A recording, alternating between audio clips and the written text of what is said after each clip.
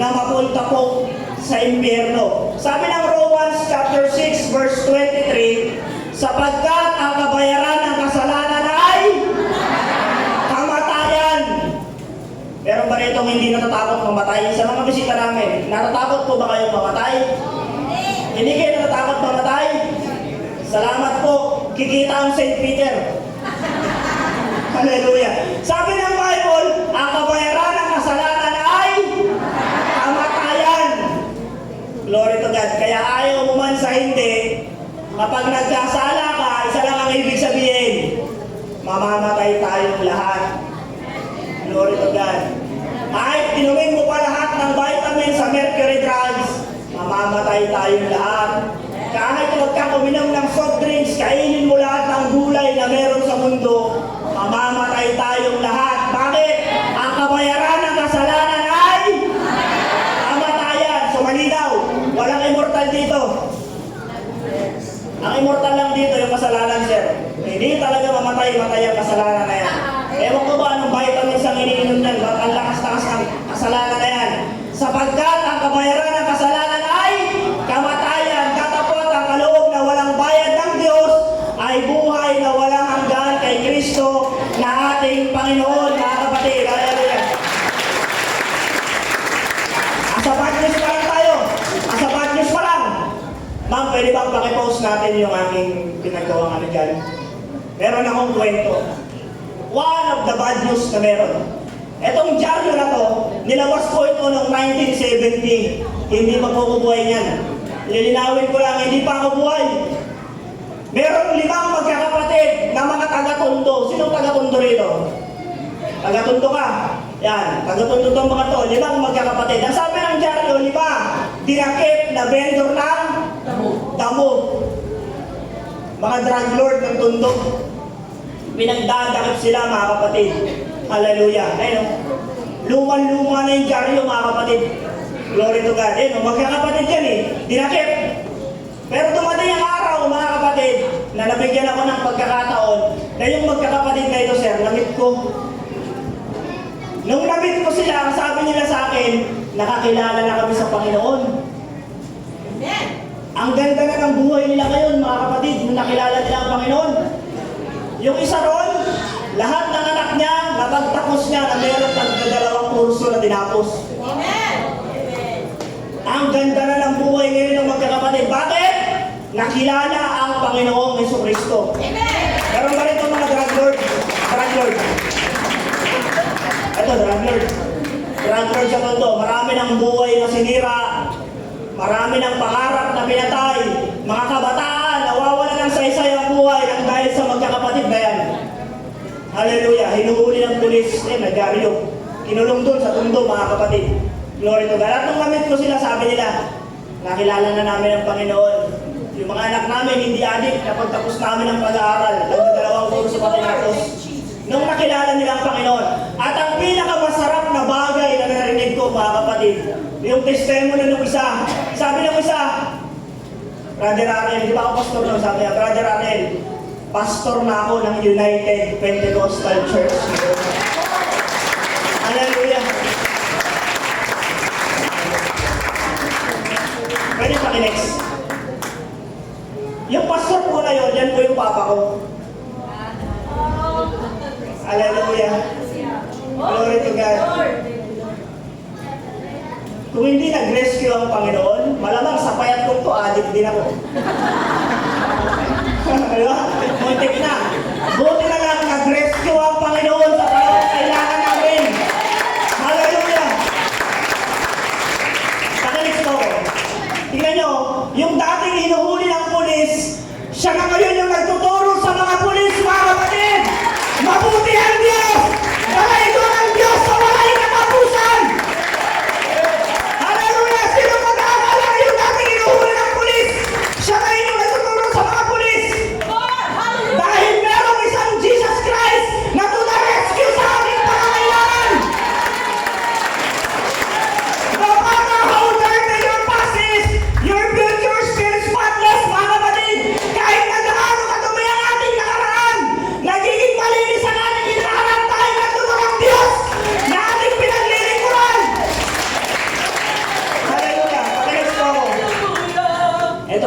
title ko mga kapatid.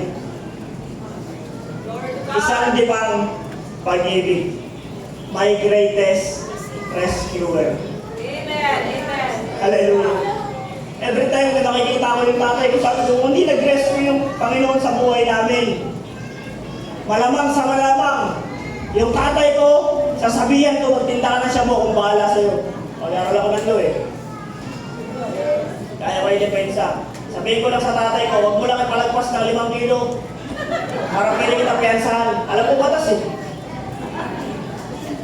But look what the Lord has done. Amen. Hallelujah. Glory to God. Yung pangit na nakaraan, naging magandang kwento para sa aming pamilya ngayon, mga kapatid. Hallelujah. Mga bisita namin, hindi po tinitingnan ng Panginoon kung anong klaseng tao ka ngayon. Hindi ka dadamputin ng Panginoon sa oras na ito para lang manatili sa lugar na kung saan ka nakalagay ngayon. Dadamputin ka ng Panginoon para ilagay ka sa lugar na kung saan ka magkikilang, magiging magandang testimony at mapapapurihan ng Panginoon sa buhay na meron ka ngayon. Hallelujah! Tapos pa ako sa bad news, doon na ako sa good news. Sabi ko kanina sa bad news, lahat tayo ay papunta na ng impyerno. Ito na yung good news ko. Gusto ko pag narinig ko yung good news, mag-celebrate tayo. Gusto ko bigyan natin ng mataas na papuri ang Panginoon. Kapag narinig natin yung good news, mga kapatid, kanina, you are destined to hell. Pupunta ka na ng impyerno kagaya ng tatay ko. Ako rin, papunta na ako ng impyerno. Ito na yung good news ko, mga kapatid. Gusto ko mag-celebrate tayo, mga kapatid. Your trip to hell is canceled, mga kapatid, para pagalain ang Panginoon! Hallelujah! Oh, hallelujah! Thank you, Lord! Salamat, Panginoon! Na nakancel yung biyahe ko papuntang impyerno! Oh, hallelujah! Pwede ba purihin ang mga tao niligtas ng Panginoon? Ang kabutihan ng Diyos! Pwede ba ipakita natin yung pagpupuri na niligtas ng Panginoon? Hallelujah! Hallelujah! Oh, glory, glory! Hallelujah! Ang sabi ng Romans chapter 8 verse 1, ngayon nga, kayo wala nang anumang hatol sa mga nakay Kristo Jesus. Na-cancel na, mga kapatid! Lahat ng kasalanan, lahat ng pangit, inubos na ng Panginoon sa mga pagitan ng kanyang pagpapago. Oh, hallelujah! Hallelujah! Oh, hallelujah! Hallelujah!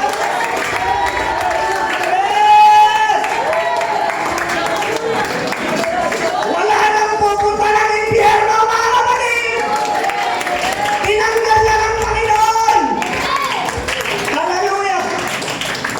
Oh, glory to God! Hallelujah! That's why we need to celebrate, mga kapatid. Hindi lang dahil 31st anniversary. Kailangan natin mag-celebrate dahil niligtas tayo ng ating Panginoon!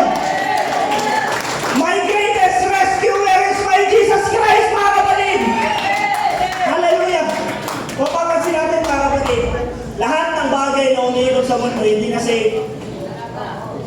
Yung eskwelahan na sinasamahan natin, pinag-aaralan ng mga anak natin, hindi na safe.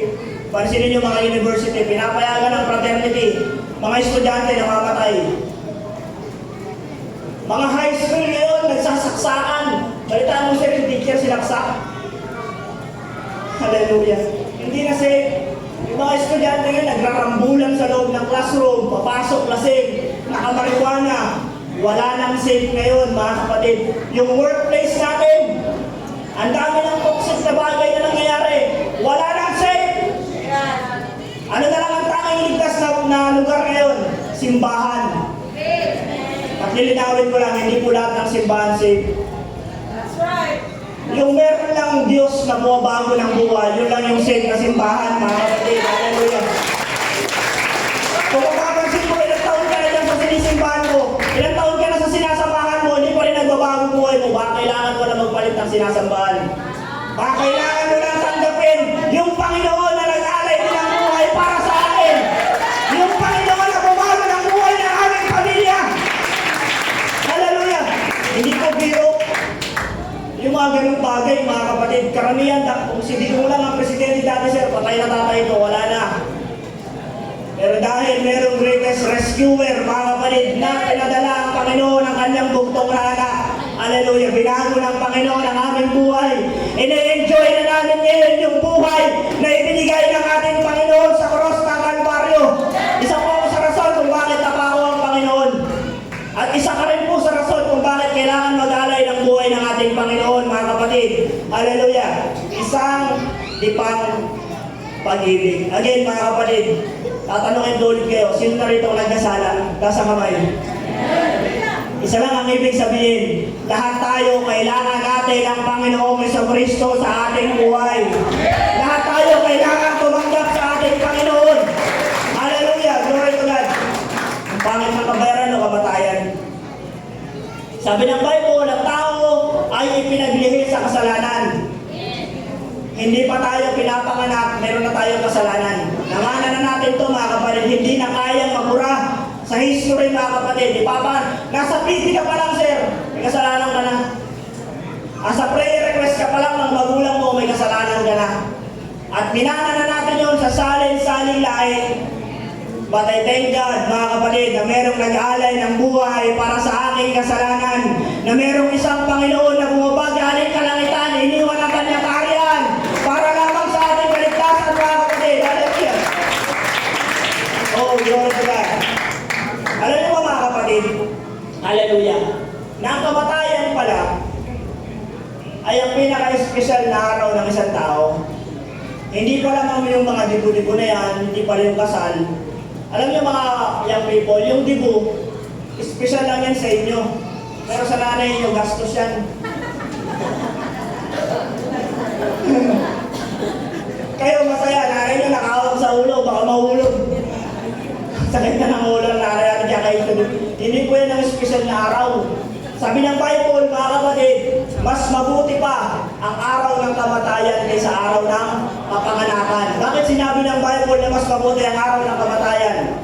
Hallelujah! Kasi yung araw ng kamatayan, yan po yung araw na mamimit na natin ang ating tagapagligtas. Pero again, meron ako ulit good news. Hindi na natin kailangan umabot pa sa kamatayan para pag-usapan ng kaligtasan. Ngayon pa lang, nabuhay tayo! Niligtas na tayo ng ating Panginoon! Winasaw na lahat ng kasalanan! Nilinis na ng Panginoon! Nag-alay na ng buhay! Nag-alus ang dugo para sa katubusan ng ating kasalanan! Huwag na natin maabutin sa usapang kamatayan, mga kapatid. Hindi natin malalaman kung ligtas tayo pag patay na tayo. Pero ngayong buhay pa tayo, pwede natin malaman na maliligtas tayo once tatanggapin mo lang ang Panginoon Jesucristo sa iyong buhay. Hallelujah!